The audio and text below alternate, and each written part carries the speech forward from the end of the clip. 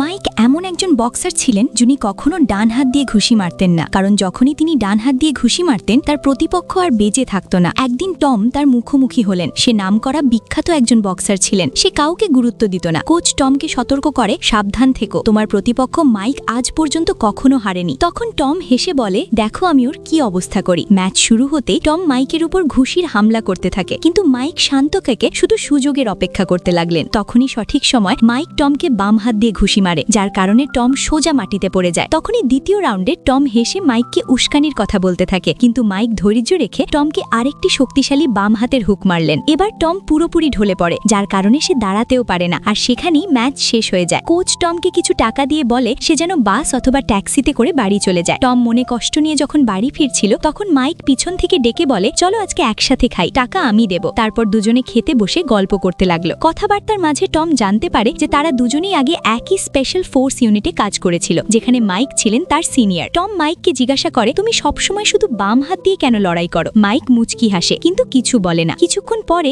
মাইকের মায়ের কাছ থেকে একটি ফোন আসে। মা বলে, বাবা কিছু গুন্ডা দোকানে হামলা করছে। মাইক তখনই দ্রুত করে দোকানের দিকে ছুটে যায় যেখানে গুন্ডারা হামলা করছিল। যখনই সে তার মাকে দেখে তখনই সে বুঝতে পারে এখন তার ডান হাত ব্যবহার করার সময় এসে গিয়েছে। সে একে একে গুন্ডাদের ধোলাই করতে শুরু করে। প্রতিটি ঘুষি ছিল বিদ্যুতের মতো দ্রুত এবং লোহার মতো ভারী। ছাদে দাঁড়িয়ে একজন লোক এসব দেখছিল, কিন্তু মাইকের থামার সময় ছিল না। শেষ গুন্ডাকে মারার পর সে দোকানের ভিতরে ছুটে আসে। সে প্রথমে তার কাঁদতে থাকা মাকে শান্ত করে, তারপর এক লোককে জিজ্ঞাসা করে, তোমাদের বসকে? তখনই তাদের বস তার শক্তিশালী বডিগার্ড নিয়ে ভিতরে চলে আসে। তাকে দেখার পর মাইক ডান হাত দিয়ে বডিগার্ডকে একটা ঘুষি মারে, কিন্তু লোকটার কিছুই হয় না। এজন্য সে বডিগার্ডকে আরো কয়েকটি জোরে জোরে ঘুষি মারতে থাকে, কিন্তু এই গার্ড শুধু কয়েক পা পিছিয়ে যায়। তারপর সে রেগে গিয়ে মাইকের দুই হাত ধরে তাকে জোরে একটা ঘুষি মারে, যার ফলে মাইক অনেক দূরে গিয়ে পড়ে যায়। তখন গ্যাংস্টার লিডার তার কাছে এসে বলে, তুমি কি আমার সাথে কাজ করবে? কিন্তু তখনই মাইক তার মুখে থুতু ফেলে যায়। গ্যাংস্টার রাগে পাগল হয়ে যায় এবং সে মাইককে মারার জন্য ছুরি বের করে।